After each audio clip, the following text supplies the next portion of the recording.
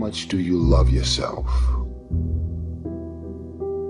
Because if you understand the value of self-love, you'll never be friends with those type of people. Most of the people out here are running around empty. They have no sense of self, no sense of self-love. When I say self-love, it has nothing to do with celebrity, money, materialistic things, and all of the things that your negative mind could probably go to. It has nothing to do with self-love. It has nothing to do with looks, nothing to do with cars and any of the superficial things that one would assume that could make you love yourself even more. It's a matter of knowing your value. It's a matter of you saying, I don't have to be around these people in these type of environments and situations in order for me to finally see the value in myself. I love me independent of you loving me. I believe in me. I know my self-worth. I am here and I have a purpose. There is no value in having wisdom, knowledge, insight, spirituality, love. Every day, I am a work in progress.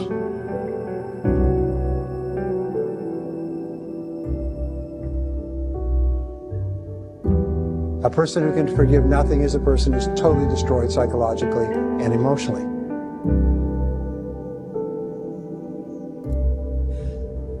Forgive your parents.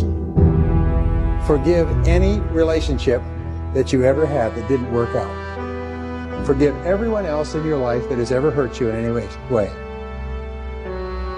Forgive yourself.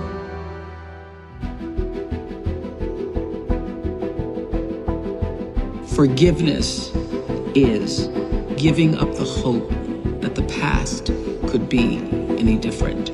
I think for myself, and I know many of you, you think forgiving means accepting what has happened to you. Well, it is accepting that it has happened to you. Not accepting that it was okay for it to happen. It is accepting that it has happened, and now what do I do about it? Forgiving is giving up the hope, not holding on, hoping, wishing that it could have been any other way than it actually was. Giving up the hope that the past could be any different. And when I got that, I think it took me to the next level of being a better person, because I don't hold grudges for anything or any situation, and neither should you. It's letting go so that the past does not hold you prisoner, does not hold you hostage.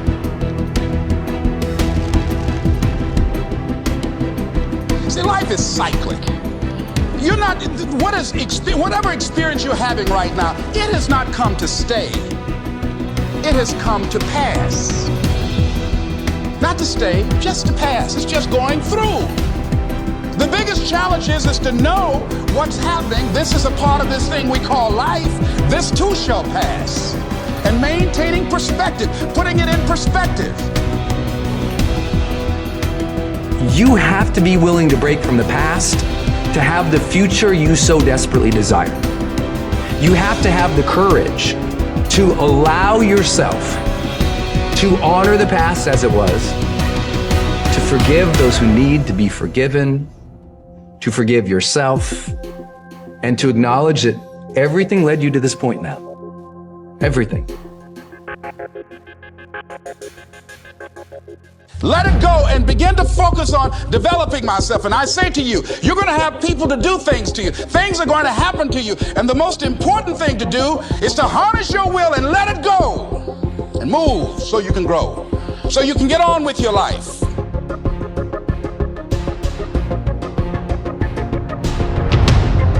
It doesn't matter about what happens to you. What matters is, what are you going to do about it? What are you going to do now, Les? But if you want to begin to move into your own personal greatness, if you want to begin to really enjoy a happy successful, healthy life, you've got to be willing to go against the tide. You've got to be willing to harness your will. So as you're in the process of reinventing your life, write a description of the kind of person that you want to be. What are the things that you must overcome? What qualities about your personality you know that you're going to have to change, because those particular characteristics are liabilities to you? What are your assets? What are your strong points? Look at and evaluating yourself to make that determination. Other thing is that in order to get out of a rut, we need some coaching. Find some trusted critics. People that you know care about you and love you. There's some things that keeps us from growing and getting out of ruts. Number one, we identify with feedback. We take it personal when someone wants to give us some feedback on where we are falling short, tell us about our blind spots. We want to have everything being positive about us. We're not perfect. It hurts. I have a friend who's a trusted critic. I don't like him, but I love him. He doesn't tell me the things I want to hear. He tells me what I need to hear so I can grow. It hurts. It hurts when he put me on the hot seat. I can't stand it. But that's the only way that I can grow. And I'm glad that he loves me enough to risk our friendship to tell me what I need to hear, not what I want to hear.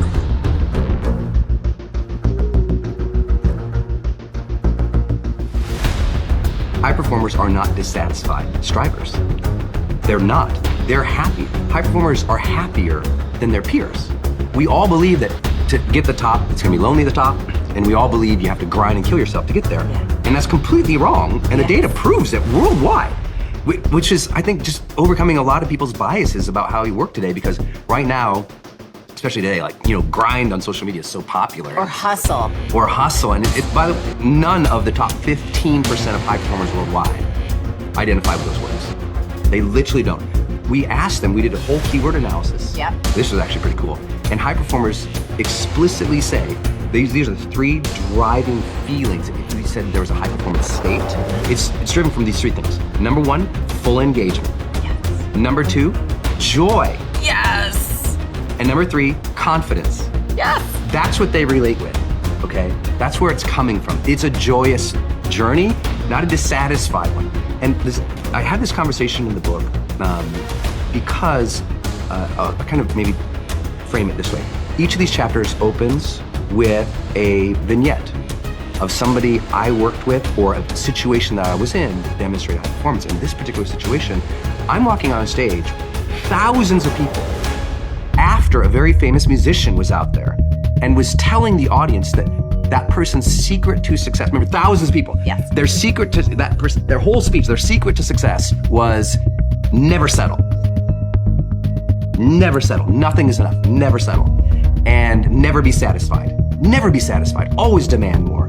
And I'm like, oh, my second slide, which was gonna be on Jumbotrons in like 80-point text, was strive satisfied. And I'm like, oh, I'm gonna have to dispel this for all these thousands of people. I was totally freaked out. Yeah. But what I had to explain to people was not only the data, but it's this. If you're never satisfied, I mean, is it true that life is precious? If it's true that life is precious, and you could be gone tomorrow, do you really want to think, you know what, I just never felt fulfilled? I never allowed myself to have a moment of credit. I never allowed myself to have a moment of peace. I never allowed myself to look at that and say, good job. That's not the way to live life. Right. I think just at a spiritual level, it's a bad move. And this book doesn't really go into a lot of that. It's more about the science and the heart stuff. But I think it's really important that people realize your job is to strive satisfied. And if you strive satisfied more often, you will be more of a high performer. And if you never give yourself credit, you're always beating up on yourself, you're always thinking that's not perfect enough, then what's gonna happen? Dissatisfied people burn out and they quit more often than satisfied strivers. So take joy in the moment, engage with what you're doing, allow credit and satisfaction and joy to come in. You can always be improving. Of course. But be improving joyfully. Yes. And if you're improving joyfully, then you're learning, you feel curious, you feel engaged, the joy is there, you'll get more confident because you're like, I'm gonna learn through this anyway, this is gonna be great. Because this thing is all over social media right now, like, grind, work, whatever. And I'm like, it's popular, and I see why that happens, and I see why it's catchy. It's just not scientifically valid.